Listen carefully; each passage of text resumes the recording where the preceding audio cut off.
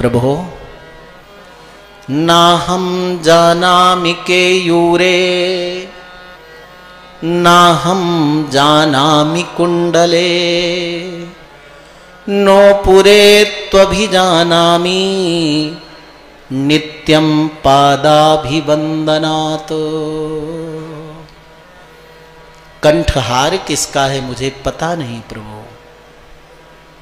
कर्ण के आभूषण कुंडल किसके हैं भी मुझे पता नहीं, हाथ के कंगन किसके हैं भी पता नहीं, लेकिन ये चरण के आभूषण तो निश्चित माता सीता के हैं, क्योंकि जब भी मैं मां सीता के चरणों में प्रणाम करता तो यही आभूषण मुझे मां के चरण में दिखाई देते थे। 14 वर्ष तक रात दिन सेवा करते हुए भी मैंने माता सीता के चरण के अतिरिक्त कहीं शरीर में दृष्टि ही नहीं डाली, इसलिए मुझे पता नहीं कि कान के, कंठ के, हाथ के आभूषण उनके हैं कि नहीं हैं। ऐसे लखनलाल जी के लिए जब इस वचन का प्रयोग माता सीता ने किया तो लखनलाल जी को अपार दुख हुआ। और मालूम है जब वहां गए तो राम जी ने भी फटकारा, तुमसे ऐसी आशा नहीं थी, कुछ भी बोलती सीता, तुमने बहुत गलत किया, तभी तो सबसे सेवक धर्म कठोरा। सेवक धर्म सबसे कठोर है। सेवा धर्मो परम गहन योगिनाम अप्यगम्य। सेवा लेना तो बहुत आसान है, सेवा करना बहुत कठिन काम है। प्रभो नाहं जानामि केयूरे नाहं जानामि कुंडले नो पुरे त्वभिजानामि नित्यं पादाभिवंदनात्। कंठहार किसका है मुझे पता नहीं प्रभु, कर्ण के आभूषण कुंडल किसके हैं भी मुझे पता नहीं, हाथ के कंगन किसके हैं भी पता नहीं, लेकिन ये चरण के आभूषण तो निश्चित माता सीता के हैं, क्योंकि जब भी मैं मां सीता के चरणों में प्रणाम करता तो यही आभूषण मुझे मां के चरण में दिखाई देते थे। 14 वर्ष तक रात दिन सेवा करते हुए भी मैंने माता सीता के चरण के अतिरिक्त कहीं शरीर में दृष्टि ही नहीं डाली, इसलिए मुझे पता नहीं कि कान के, कंठ के, हाथ के आभूषण उनके हैं कि नहीं हैं। ऐसे लखनलाल जी के लिए जब इस वचन का प्रयोग माता सीता ने किया तो लखनलाल जी को अपार दुख हुआ। और मालूम है जब वहां गए तो राम जी ने भी फटकारा, तुमसे ऐसी आशा नहीं थी, कुछ भी बोलती सीता, तुमने बहुत गलत किया, तभी तो सबसे सेवक धर्म कठोरा। सेवक धर्म सबसे कठोर है। सेवा धर्मो परम गहन योगिनाम अप्यगम्य। सेवा लेना तो बहुत आसान है, सेवा करना बहुत कठिन काम है। तो जानकी जी को आभास हुआ, सुंदरकांड लंका में आभास हुआ, अनुभव हुआ कि सर्वसमर्थ होते हुए प्रभु राम लक्ष्मण मेरी अनदेखी क्यों किया। तो हनुमान जी से कहती हैं मयैव दुष्कृतम किंचित, मेरा एक छोटा अपराध है, मैंने प्रभु राम के प्रति प्रेमावेश में आकर एक कटु वचन प्रभु को कहा है, और प्रभु में अत्यंत प्रेमातिशय के कारण लखनलाल जी जैसे चरित्रवान शीलवान सेवक के ऊपर, ऐसे त्यागी व्यक्ति के प्रति, ऐसे समर्पित भाव से, निस्वार्थ भाव से सेवा करने वाले सेवक के प्रति मैंने कुभाव रखा, ये मेरा बहुत बड़ा अपराध है, इसी कारण मैं कुछ कष्ट आज भी यहां पा रही हूं। प्रभु राम ने उत्तर दिया खरदूषण वध में। लखनलाल जी पहले तो जैसे पता चला तो पहले तो बहुत क्रुद्ध हुए महाराज दशरथ के ऊपर। प्रभु राम से कहते हैं आज्ञा दीजिए, पूरे पूरे अयोध्या वासियों को, पूरी सेना को अपने बस में करके महाराज दशरथ को बंदी बना लूंगा और आपको राजगादी पर बैठाऊंगा। बड़े क्रुद्ध होते हैं। लेकिन राम जी समझाते हैं यहां दोनों श्रृंखला चलती है, भाग्य और पुरुषार्थ, और ये दोनों सच हैं। वो दोनों को अनदेखा नहीं किया जा सकता। ये बात सच है कि तराजू में तौलोगे तो आपका कर्म श्रेष्ठ, कर्म वजनदार निकलेगा। राम जी समय का, काल का महत्व देते हैं और श्री लखनलाल जी अपने पुरुषार्थ, बल, पराक्रम का महत्व देते हैं। लखनलाल जी क्रुद्ध होते हैं और कहते हैं मेरी ये बाहुएं, मेरा धनुष बाण, मेरा अस्त्र शस्त्र कोई श्रृंगार के लिए नहीं है, दिखावे के लिए नहीं है। आज मैं आपको राजगादी में बैठाऊंगा। तो प्रभु राम कहते हैं अरे लक्ष्मण, इस समय दैव मेरे प्रतिकूल है, दैव से कोई लड़ नहीं सकता है। तो लखनलाल जी कहते हैं दैव का आश्रय, भाग्य का आश्रय अकर्मण्य लोग लेते हैं, कर्मठ लोग नहीं लेते। पुरुषार्थी लोग भाग्य का आश्रय नहीं लेते। जो भाग्य में होगा देखा जाएगा। कैसी बात प्रभु आप करते हो। तो लखनलाल जी को राम जी समझाते हैं। जब पूछा लखनलाल ने कि दैव क्या है, तब राम जी कहते हैं कि यद चिंत्यम तु तद्दैवम, जो कभी आप सोच भी नहीं सकते वैसा भी हो जाए तो समझ लेना कि यही दैव है। पूर्वजों का चरित्र बताते हैं राम जी। राजा नल हमारे पूर्वज थे, राजा थे, और जब दैव परिवर्तित हुआ तो महाराज हार टांगे थे खूंटी में, वो वहां से गायब हो गया। तो बोले क्या हुआ, यहां तो कोई आया नहीं। बोले जो लकड़ी की खूंटी लगी है ना, यही उसको खा गई।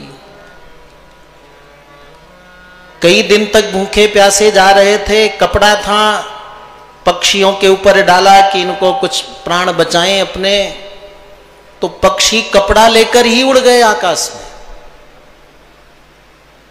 सत्यवादी हरिश्चंद्र जी महाराज को काशी में गंगा के तट पर अपने पुत्र के संस्कार के लिए क्या करना पड़ा।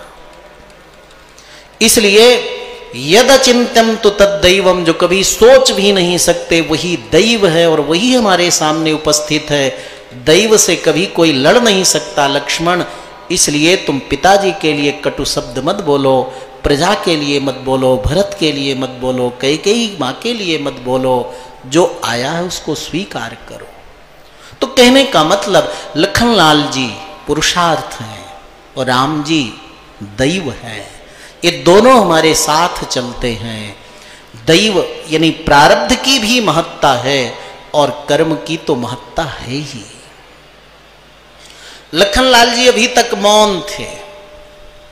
माता सीता को आज्ञा नहीं मिल रही तो मुझे क्या मिलेगी।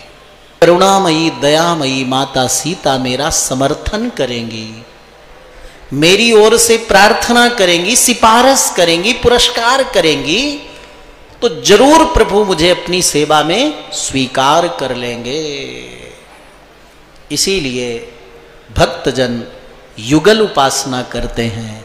सीताराम जी की उपासना, राधा कृष्ण रुक्मिणी कृष्ण की उपासना। हमने प्रतिदिन बताया है कि अम्मा जी श्री जी करुणामयी हैं, दयामयी हैं। इसलिए जब जानकी जी को बन जाने की आज्ञा साथ में मिल गई, तब सीता समक्षम जानकी जी की उपस्थिति में लखनलाल जी चरण पकड़कर, एक हाथ से जानकी जी का चरण, एक हाथ से राघव का चरण पकड़कर प्रार्थना करते हैं। यही हम सब जीवों का कर्तव्य है जो लखनलाल जी ने बताया। जीवों के आचार्य शेष जी हैं और शेष के अवतार ही लखनलाल जी हैं। जीवों की आचार्या जानकी जी हैं। इसलिए जानकी जी ने, लखनलाल जी ने जो प्रभु के प्रति भाव रखा, बर्ताव किया, व्यवहार किया, आचरण किया, वही हम सब जीवों को भी प्रभु के प्रति होना चाहिए। ऐसा व्यवहार आचरण होने के कारण ही प्रभु राम को जानकी जी और लखनलाल जी बहुत प्रिय हैं, बहुत प्रिय हैं। ना समझ लोग राम जी के ऊपर उंगली उठाते हैं, मूढ़ हैं वे। कभी कभी कुतर्क करते हैं कि जानकी जी के वियोग में प्रभु राम इतना रोते हैं, कोई संसारी व्यक्ति नहीं रोता। मूर्ख लोग समझते नहीं। सच्चाई तो ये है, इन गुणों से युक्त जो गुण जानकी जी में हैं, इन गुणों से युक्त हर एक जीव के लिए प्रभु रोते हैं कि मेरा वह शेष, मेरा एक अंश इन गुणों से युक्त मेरे से बिछुड़ गया, दूर हो गया। भगवान गीता में स्पष्ट कहते हैं कि लोग कहते हैं मैं दुर्लभ हूं उनके लिए, लेकिन मैं आज कहता हूं कि वासुदेव सर्वमिति समहात्मा सुदुर्लभा, मेरे को सर्वस्व मानने वाला भक्त दुनिया में दुर्लभ है, भगवान कहते हैं।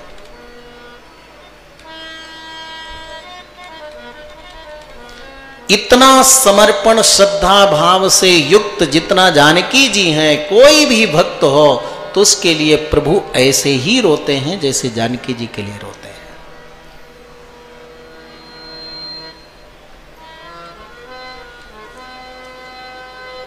जानकी जी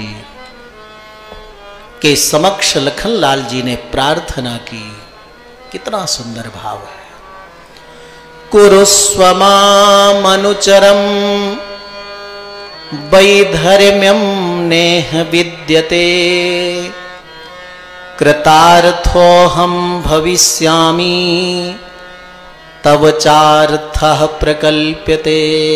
कुरुस्व मामनुचरम, प्रभो मुझे अपना सेवक बना करके साथ में ले चलिए, अनुचर बनाकर ले चलिए, दास बनाकर ले चलिए। वैधर्म्यम नेह विद्यते, इसमें कोई अधर्म नहीं है, धर्म ही है, क्योंकि मैं अंश हूं, आप मेरे अंशी हो। मैं सेवक हूं, आप स्वामी हो।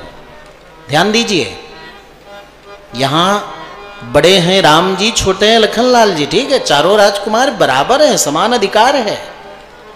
इसलिए सामान्य दृष्टि से नहीं कह रहे, बल्कि आत्मीय दृष्टि से लखनलाल जी कहते हैं कुरुस्व मामनुचरम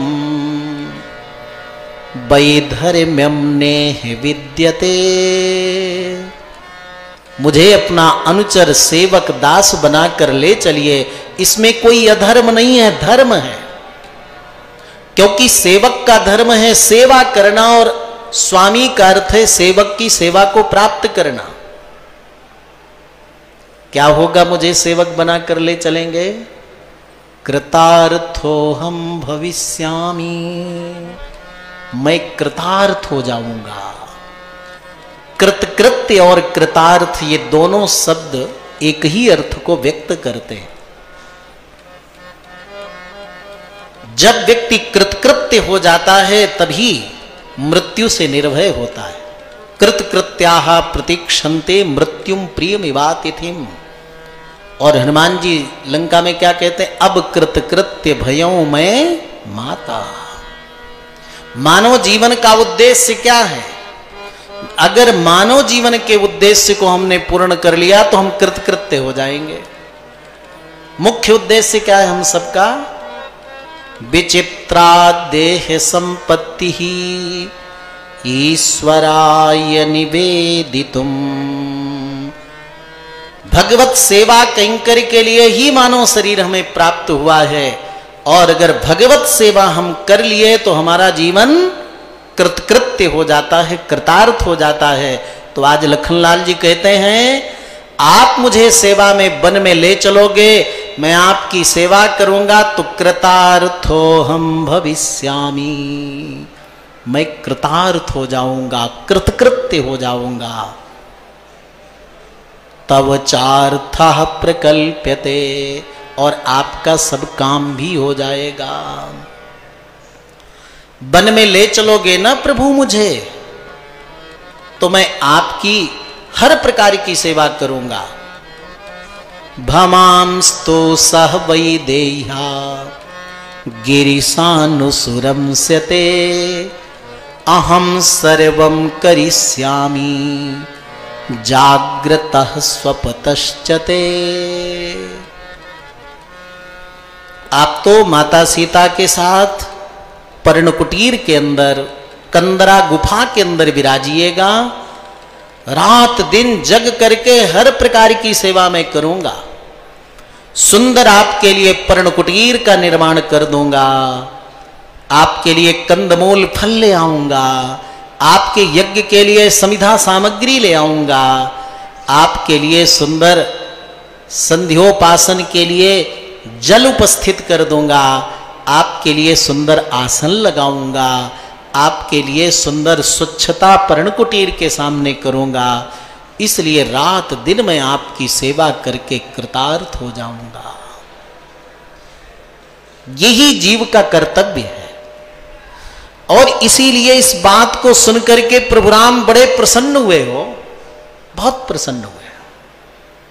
राम जी लखनलाल जी का हाथ पकड़ लिए, बोले अच्छा ऐसी बात है तो मातृदेवो भव, मां पहला गुरु पहला भगवान है, इसलिए तुम्हें चलना ही है वन मेरे साथ, तो जाओ मां से आज्ञा लेकर के आओ। श्री लखनलाल जी प्रभु राम की आज्ञा लेकर के मां सुमित्रा के पास पहुंचते हैं। मां सुमित्रा तीनों माताओं में ऐसी मां है जो राम जी को ब्रह्म के रूप में अनुभव करती है। सुमित्रा मां गुणों में श्रेष्ठ होने के कारण इनका नाम ही गुणावती है, गुणों से परिपूर्ण इनका नाम है। राम जी को साक्षात ब्रह्म ईश्वर के रूप में अनुभव करती हैं, इसलिए राम जी ने कहा जाओ मां से पूछ करके आओ। मां तो वहां तैयार है, लखनलाल की बाट जो हो रही है। प्रणाम कर मां से पूछा है मैं प्रभु राम की सेवा में जा सकता हूं मां? सुमित्रा मां ने कहा बेटा सृष्टस्त्वं वनवासाय, तुम्हारा जन्म ही मैंने इसलिए दिया है कि तुम राम की सेवा करो, वन में जाकर 14 वर्ष सेवा करो। हे बेटा वन में जाकर 14 वर्ष तक राम की सेवा करना कोई सरल नहीं है, बहुत कठिन काम है। वन की कठिनता देख करके तुम्हें अयोध्या की याद आएगी तो बीच में छोड़कर आ जाओगे।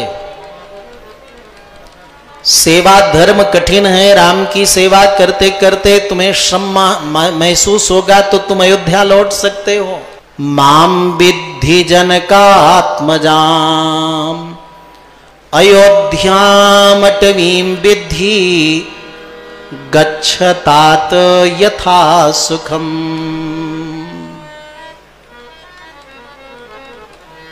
रामं दशरथं विद्धि,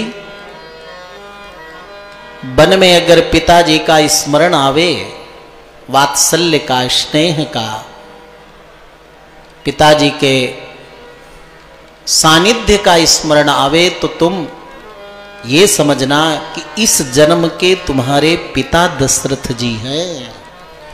हर एक अनंत जन्मों के तुम्हारे सच्चे पिता तो राम जी हैं।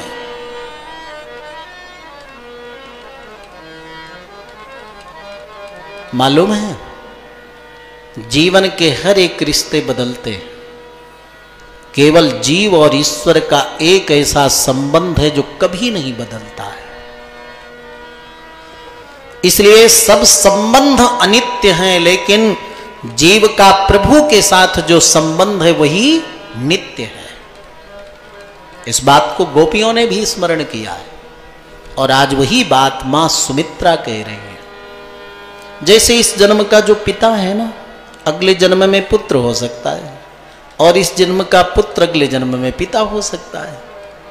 पक्का अधिकतर ऐसा होता है, क्योंकि प्राणांत के समय जो जिसको याद करता है वही अगला शरीर मिलता है। लोग पुत्र को याद करते हैं, पत्नी को याद करते हैं तो नारी बन जाते हैं, पत्नी पति को याद करती है, अगले जन्म में पुरुष शरीर मिलता है, और योगानुयोग दोनों का संबंध भी होता है। ये पूरा चयन है।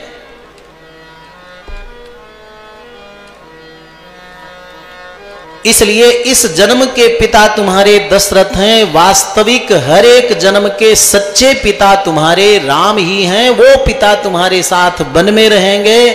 इसलिए पिता दशरथ की याद आवे तो कभी वन में राम की सेवा छोड़कर मत आना अयोध्या वापस। रामम दशरथम विद्धि माम विद्धि जनकात्मजाम। इस जन्म की जननी मां मैं हूं, लेकिन हर एक जन्म की जननी सच्ची मां तो जानकी है बेटा। इसलिए तो अपनी मां जानकी की सेवा छोड़ करके मेरे वात्सल्य को याद कर लौटना मत। तेरे को अयोध्या की सुख सुविधाओं का स्मरण आवे ना, तो समझना कि जहां राम है वही अयोध्या है, जहां राम नहीं है वो तो सामान्य संसार है। तात तुम्हारे मातु बय दे, पिता राम सब भांति सरे। अवधिता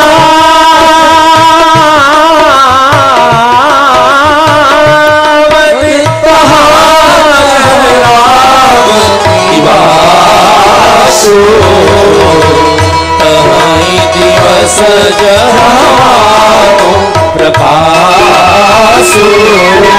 रामचरितमानस में तुलसी बाबा ने बहुत सुंदर इस प्रसंग को रखा है। वाल्मीकि जी तो गुरु ही है ना, कबीश्वर, और उन्हीं के सुंदर दिव्य भावों को आधार मान करके तुलसी बाबा ने कितना सुंदर लिखा है। पुत्रवती जुवती जग सोई, पुत्रवती गाओ गाओ सुंदर जग सोई, पुत्रवती जुवती जग सोई, रघुपति भगति जासु सुत होई, रघुपति भगति जासु सुत होई। करो माज भरी पाद बियानी, करो माज भरी पाद बियानी, राम विमुख सुत तेहि दयानी, राम विमुख सुत तेहि दयानी। दुनिया में वही मां पुत्र कहलाने के योग्य है कि जिसका पुत्र भगवत भक्त हो। नहीं तो बड़ा अटपटा शब्द का प्रयोग किया। बियानी का अर्थ जानते हैं? माहेश्वरी समाज में एक बियानी होते हैं, वो नहीं बल्कि कहते हैं हमारी गैया ब्याई है, कहते हैं ना गाय ब्याई है। यानी फिर पशु के बच्चे को जन्म देने में और आपके जन्म देने में कोई अंतर नहीं यदि भगवत भक्त आपका पुत्र नहीं हुआ। इसलिए बेटा राम जी को बन जाने में और कोई कारण नहीं है। तुम्हारे ही है तू राम बन, केवल तुम्हें सेवा देने के लिए राम बन जा रहे हैं। और यही बात राम जी ने कहा है। प्रारंभ में लखनलाल जी से जब उग्र हुए ना, तो लखनलाल जी से राम जी ने कहा बनवासो महोदय। बनवास में महोदय माने ज्यादा सुख है, ज्यादा आनंद है। राम जी लखनलाल जी के लिए कहते हैं जो तुम चाहते हो ना सेवा, वो सेवा तुम्हें वन में अकेले सारी सेवा प्राप्त हो जाएगी, इसलिए तुम्हारे लिए वनवास में महोदय है, बहुत सुख है, आनंद है। इसलिए मां ने बहुत सुंदर ज्ञान दिया, उपदेश दिया, मार्गदर्शन दिया और कहा बेटा तुम राम की सेवा में कभी बीच में लौट कर मत आना, अहरनिश सेवा करना। मां की जब आज्ञा मिल गई तो श्री लखनलाल जी बड़े प्रसन्न चित्त होकर आए हैं। लखनलाल को देख करके ही राम जी अत्यंत प्रसन्न हो गए, बोले चलो लखनलाल चलो साथ में। और फिर एक बार और माँ से मिलने के लिए गए हैं। माँ पुनः दुखी हुई हैं, आशीर्वाद लिया है और जब कैकेयी महल में पहुँचे हैं तो भरी सभा में मूर्छावस्था में दशरथ जी पड़े हुए हैं।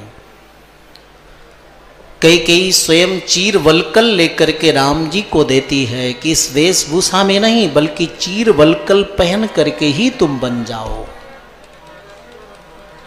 राम जी ने चीर वलकल धारण कर लिया, परंतु कैकेयी जब चीर लेकर के जानकी जी को देती है कि बहू तुम भी से धारण कर लो, और जानकी जी पूछती हैं राघव से कि ऋषि पत्नियां कैसे वलकल को धारण करती हैं, आपको पता है राघव? जिन किशोरी जानकी जी को कई कई सखियां मिल करके वस्त्र आभूषण अलंकार से अलंकृत करती थी, उनको राजसी वेशभूषा धारण करने का कभी अवसर न मिला। आज उनको चीर कैसे वो धारण कर पाती, देखा ही नहीं था कभी। सारी सभा में उपस्थित लोगों के आंसू झरने लगते हैं।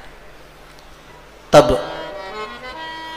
वशिष्ठ जी बोलते हैं, निरपत्र पाहे निर्लज्जा कैकेयी, तूने अति कर दिया। तूने वरदान केवल राम के लिए वनवास के लिए मांगा है, चीरवलकल धारण करके, न कि जानकी के लिए। जानकी जिस रूप में है आभूषण वस्त्र अलंकार धारण करके ही जाएगी राम के साथ में। ऐसा कैकेयी को डांट करके कहा है। पिताजी को प्रणाम करके, श्रेष्ठ जनों को नमन करके श्री राम निकलने लगे, प्रस्थान करने लगे वन की ओर। महाराज दशरथ ने सुमंत्र जी को बुलाया और कहा बहुत सारी सामग्री खाने पीने आदि की लेकर राम लक्ष्मण जानकी के साथ तुम जाओ। वहां से राम जी ने रथ को अयोध्या की ओर थोड़ी दूर तक ले गए और फिर थोड़ी दूर तक ले करके दूसरे रास्ते से हरे भरे घास के ऊपर से रथ को लेकर दक्षिण की ओर निकल जाते हैं। तो कई नासमझ लोग यहां भी प्रश्न उठाते हैं कि राम जी ने तो ये प्रजा से छल किया, सब सो रहे थे, राम जी थोड़ी दूर तक अयोध्या की ओर रथ को ले गए, प्रजा को एक पता चले कि राम जी अयोध्या चले गए, सब अयोध्या लौट गए और राम जी चले गए दक्षिण की ओर, वन की ओर। रामायण काव्य है और श्रेष्ठ काव्य का लक्षण है व्यंग्यात्मकम काव्यम, जिसका अर्थ एक व्यंग्य भाव से, व्यंजना से व्यक्त हो, वही काव्य श्रेष्ठ होता है। तो एक इसमें अभिव्यक्ति जो होती उसको हमें धारण करना, पकड़ना है।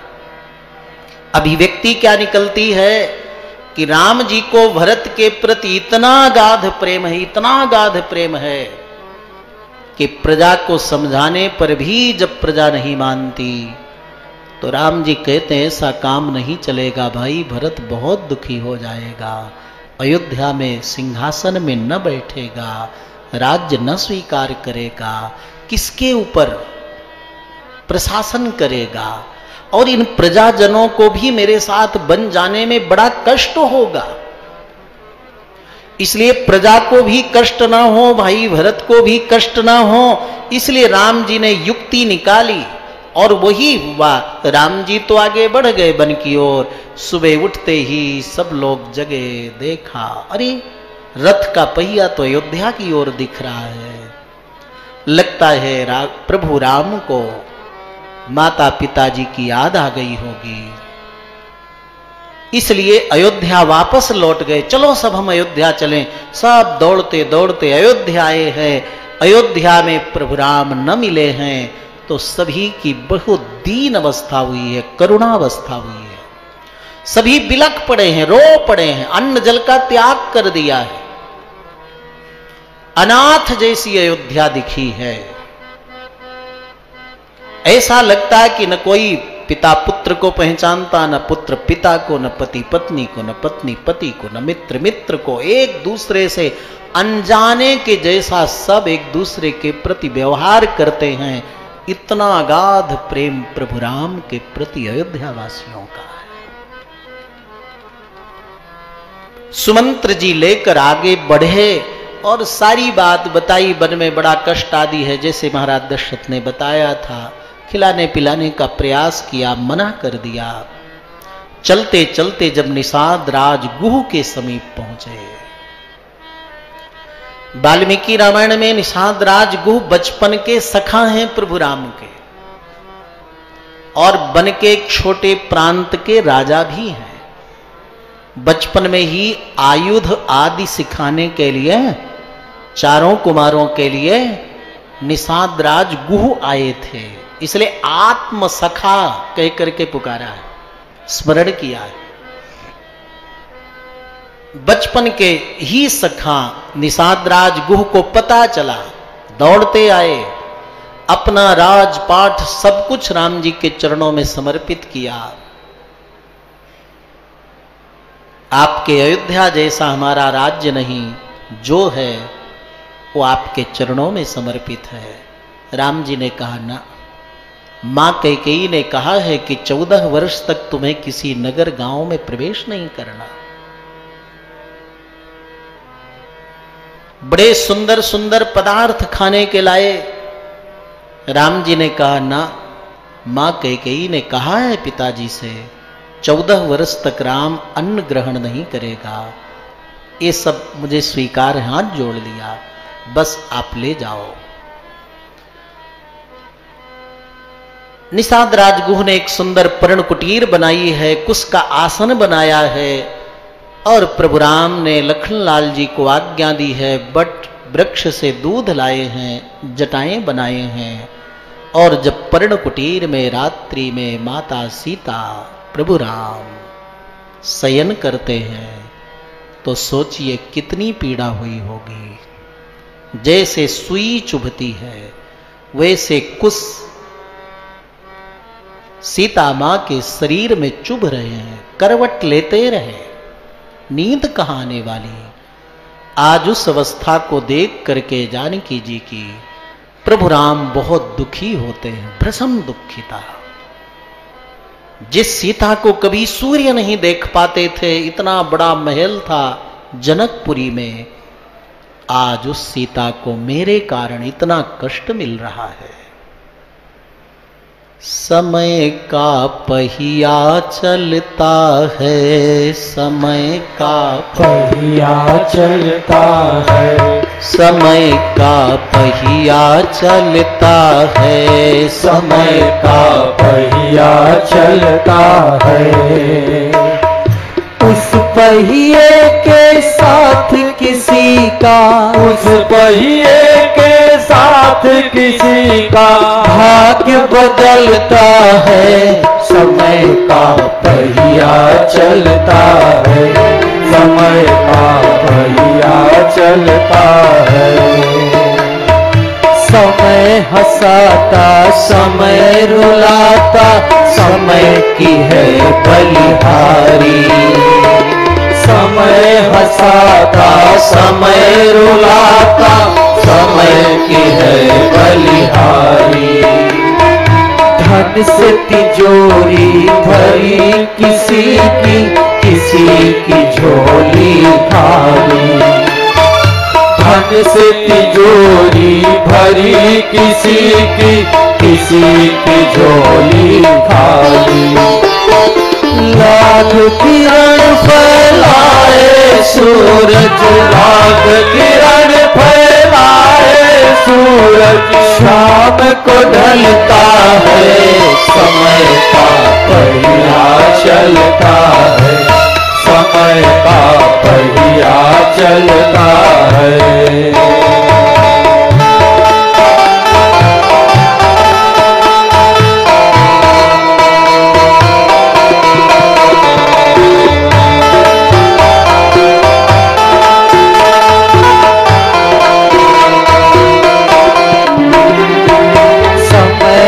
पहिया चला राम पर, मन को गए दो भाई। समय का पहिया चला राम पर, मन को गए दो भाई। फूलों पर से चलने वाले वन की ठोकर खाई। अरे फूलों पर से चलने वाले वन की ठोकर खाई। जगत का रखवाला होकर भी, जगत का रखवाला होकर भी, जगत का रखवाला होकर भी, जगत का रखवाला होकर भी, वन वन फिरता है समय का पहिया चलता है, समय का पहिया चलता है। कितने राजा हुए भूमि पर, सबने ठोकर खाई। कितने राजा हुए भूमि पर, सबने ठोकर खाई। राई से पर्वत हुए पल में, और पर्वत से राई। राई से पर्वत हुए पल में, और पर्वत से राई।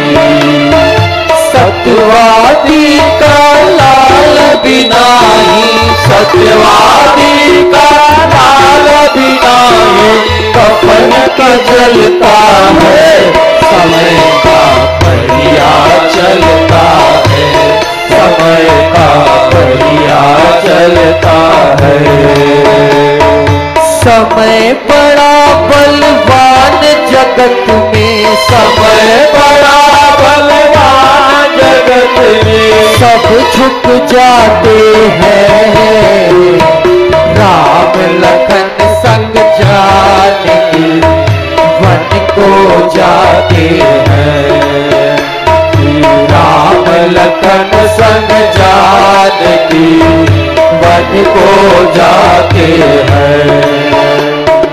फूलों पर से कोमल जिनके चरण कमल अनुराग, फूलों पर से कोमल जिनके चरण कमल अनुराग। ऐसी माता जानकी को भेज दिया वनवास, ऐसी माता जानकी को भेज दिया वनवास।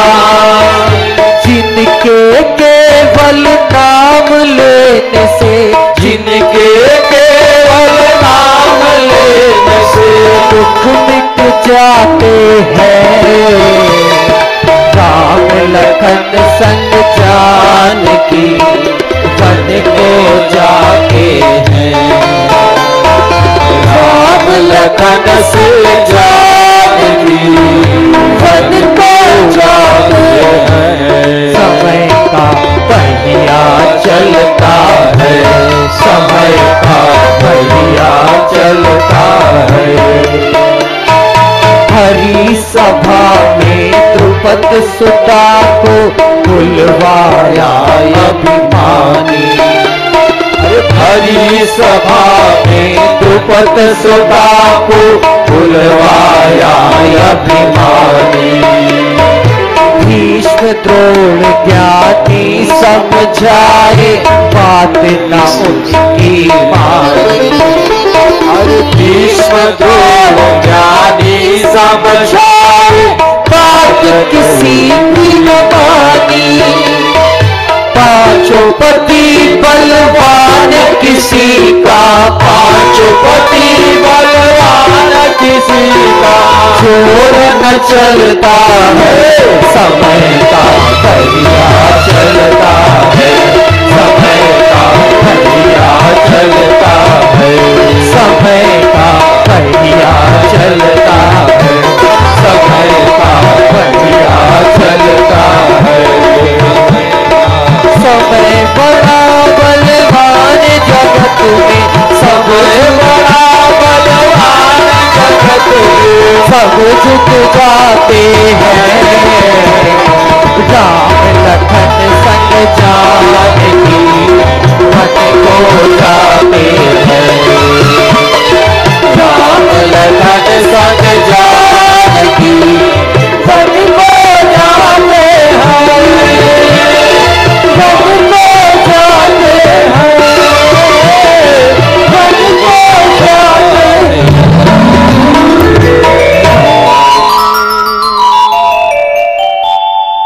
समय का एक नाम है काल। काल माने समय। काल कोई और नहीं, परमात्मा ही समय है। इसलिए कालाधीनम जगत सर्वम, काल के अधीन सारा जगत है, सारा ब्रह्मांड है। इसलिए सब बड़े बड़े जितने लोग हैं पदों पर विराजमान राष्ट्राध्यक्ष, वो भी घड़ी बांधे रहते हैं। समय के अनुसार, घड़ी के अनुसार वो चलते हैं। कालाधीनम जगत सर्वम, सारा जगत काल क्या, वो काल कौन है? वो परमात्मा है। अंतः पुरुष रूपेण काल रूपेण वही बही, जो अंतर्यामी रूप से अंदर है और बाहर काल के रूप में है, वही दैव है, वही परमात्मा की। आज परमात्मा ने सबको बताया। आज जानकी जी के दुख से दुखी होकर के प्रभु राम व्यथित हुए हैं और बोले सत्य धर्म न्याय कहां गया? जो आज इसका पालन करने वाला मैं और मेरे कारण मेरी जानकी को इतना कष्ट मिल रहा है। इधर निषाद राजगुह और लखनलाल जी, इन दोनों के चरित्र देखिए। प्रेमातिशय में अतिशंका होती है। निषाद राज जी लखनलाल जी को कहते हैं कि जाओ तुम सो जाओ, और लखनलाल जी कहते हैं कि तुम जाओ सो जाओ, मैं राम जी की रखवारी रात में करूंगा। लखनलाल जी के मन में भाव है कि वन में रहने वाला व्याध पशुओं का शिकार करता है, क्या पता इसका, क्या भरोसा इसका। और निषाद राज गुह का ये भाव प्रेमातिशय है प्रभु राम के प्रति, इसलिए अतिशंका। लखनलाल है तो आखिर शत्रुघ्न का भाई ना, और शत्रुघ्न भरत की सेवा में है। कहीं ये लखनलाल भी उनके पक्ष में रह करके राम के ऊपर कहीं वार न करे, इसलिए निषाद राज गुह रात भर जगते हैं। पर्ण कुटीर की ओर किसी की दृष्टि नहीं, न लखन की न राम की, न लखनलाल की न निषाद राजगुह की, बल्कि एक दूसरे की ओर है। धनुष बाण उठा है लखनलाल की ओर और लखनलाल का निषाद राजगुह की ओर। अगर कहीं बाण चलेगा तो मेरा बाण पहले इसके उसके ऊपर लगेगा।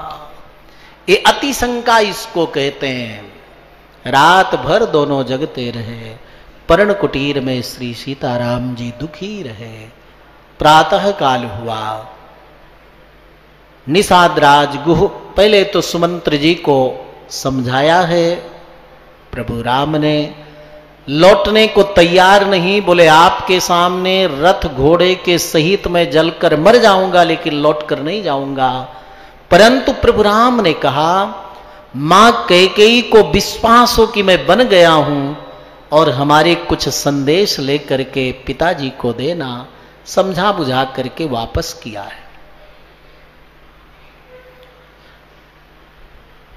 निषाद राजगुह ने प्रभु राम लक्ष्मण जानकी जी को पार उतारे हैं, लेकिन इसी प्रसंग को निषाद राजगुह को रामचरितमानस में तुलसी बाबा ने केवट प्रसंग के रूप में अनुभव किया है।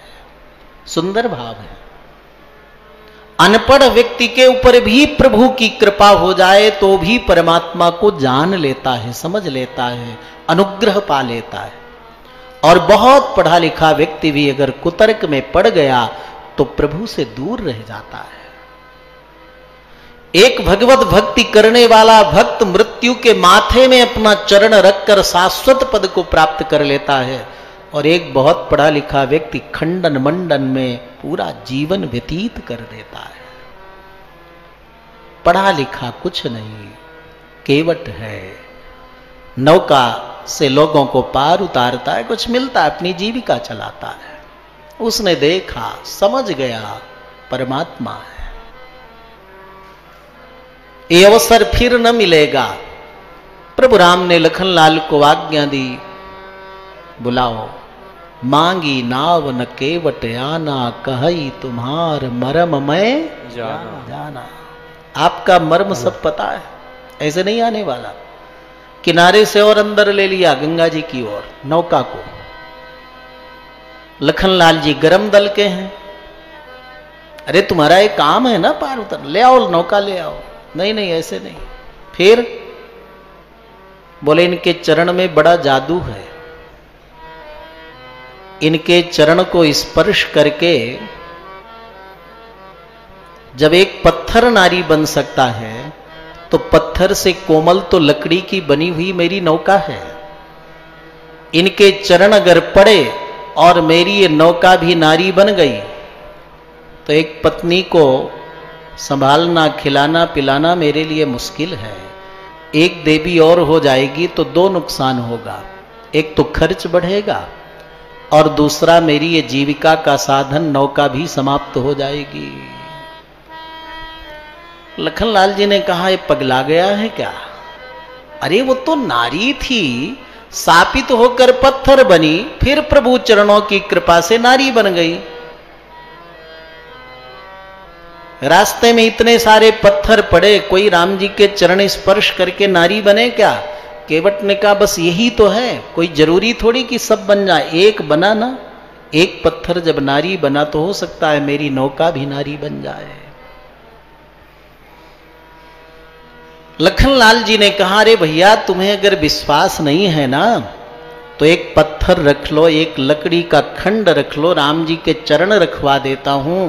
अगर वो नारी न बने तब तो बैठा लो ना। केवट ने कहा ना, रास्ते में चलते इतने पत्थरों पर चरण पड़े, जब वो नहीं है तो जरूरी नहीं, लेकिन मेरी नौका में अगर चरण रखे वो नारी बन गया तो क्या इसका जिम्मेदारी कौन लेगा?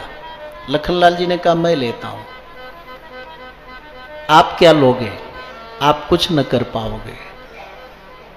तो लखनलाल जी ने कहा राम जी के चरण स्पर्श हुए ही नहीं पत्थर में, राम जी के चरण की धूल से ही वो पत्थर नारी बनी। तो केवट ने कहा, केवट से लखनलाल जी ने कहा मैं राम जी को अपने कंधे में रख लेता हूं और आपकी नौका में बैठ जाता हूं, आप पार करा दो। केवट ने कहा वही तो गड़बड़ी फिर रह जाएगी। राम जी को आप कंधे में बैठाओगे, राम जी के चरण का एक धूलकण अगर नौका में गिरा, नौका नारी बन गई तो ही खतरा तो बना रहेगा। फिर उपाय क्या है? केवट ने कहा एक उपाय है, प्रभु आज्ञा दें, इनके चरण को खूब गंगा जल से धुल लूं, मुझे विश्वास हो जाए कि अब एक भी धूल का कण चरण में नहीं है तो मैं काम कर देता हूं ना।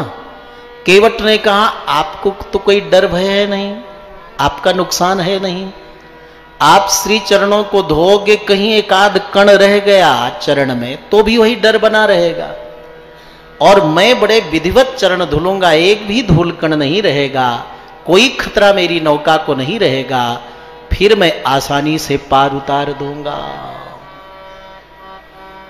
मांगी नाव न केवट आना, मांगी नाव न केवट आना, कहीं तुम्हारे परम में जाना।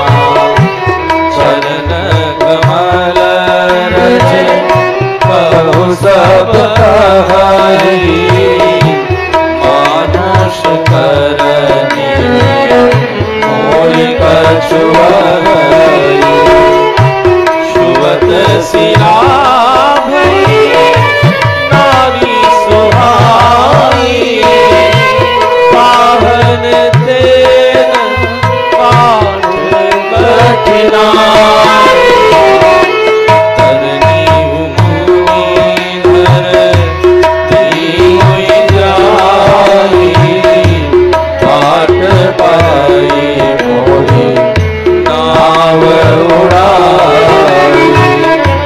यही प्रतिपाल सब परिवार, नहीं जानऊ कछु और कबारू। और जब लखनलाल जी शेषावतार होकर भी वार्ता में न जीत पाए, क्योंकि प्रेम के सामने ज्ञान भी मौन हो जाता है, पराजित हो जाता है। क्योंकि सकल कर्मों का फल क्या है? भगवत चरणों में अनुराग प्रेम। वहां तर्क कुतर्क नहीं चलता। आज केवट के सामने परम ज्ञानी शेष जी, लखनलाल जी भी मौन हो गए। तब कृपा सिंधु प्रभु मुस्कुराए हैं कि देखो आज प्रेम के सामने ज्ञान मौन। आज्ञा दी है और सुंदर कठोता में जल लेकर के आया है, चरण पखारा है, और आज गंगा जल भी प्रसन्न हो गया। कितने कितने युग बीत गए कि प्रभु के चरणों का स्पर्श मिला था। आज इस केवट के कारण मुझ गंगा को भी प्रभु के चरण का स्पर्श प्राप्त हो गया। चरणों तक लिया है, स्वयं तो कृतार्थ हुआ और उसका पूरा कुटुंब, कितनी 21 पीढ़ी तर गई हो। देवताओं ने प्रशंसा की कि इसके समान पुण्यमान और दुनिया में ब्रह्मांड में कोई नहीं है। बोलिए भक्त और भगवान की जय। जगत का उद्धार करने वाले, जगत से पार उतारने वाले परमात्मा को भी कभी कभी भक्त की जरूरत पड़ जाती। कैसे? आओ जरा अनुभव करें। कभी कभी भगवान को भी, कभी कभी भगवान को भी भक्तों से काम पड़े। जाना था गंगा पार प्रभु केवट की नाव चढ़े। जाना था गंगा पार प्रभु केवट की नाव चढ़े। कभी कभी भगवान, ओ भगवान, कभी कभी भगवान को भी, कभी कभी भगवान को भी भक्तों से काम पड़े। नाथ गंगा पार प्रभु केवट की नाव चढ़े। नाथ गंगा पार प्रभु केवट की नाव चढ़े।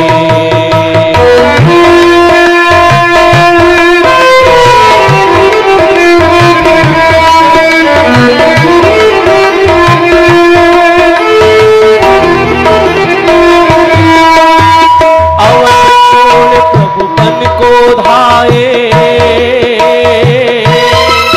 सिया राम लखन गंगा तट आए।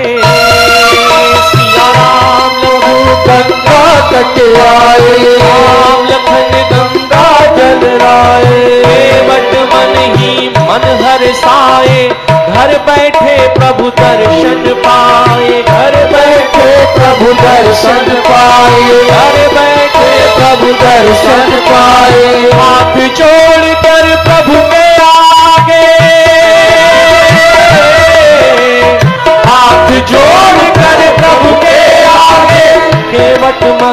खड़े, जाना था गंगा पार प्रभु केवट की नाव चढ़े, जाना था गंगा पार प्रभु केवट की नाव चढ़े, जाना था गंगा पार प्रभु केवट की नाव चढ़े, जाना था गंगा पार प्रभु केवट की नाव चढ़े।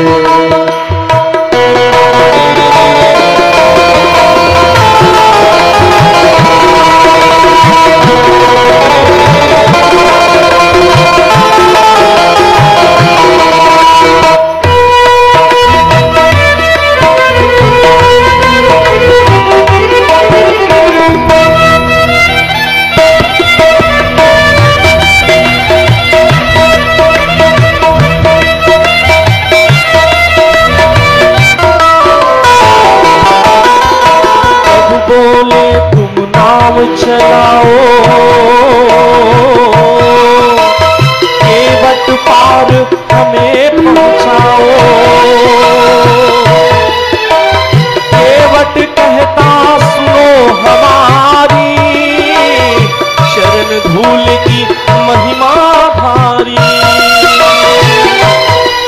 पद कमल धोई चढ़ाई नावन नाथ उतराई छहा, मोहि राम रावरी आन दशरथ सपत सब।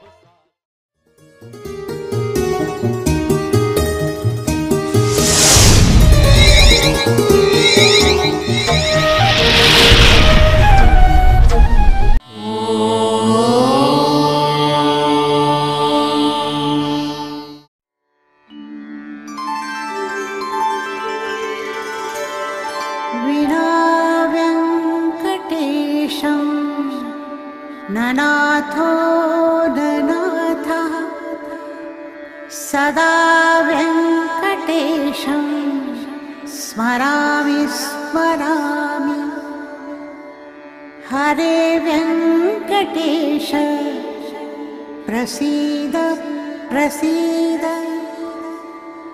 प्रियं वेङ्कटेश प्रयच्छ प्रयच्छ।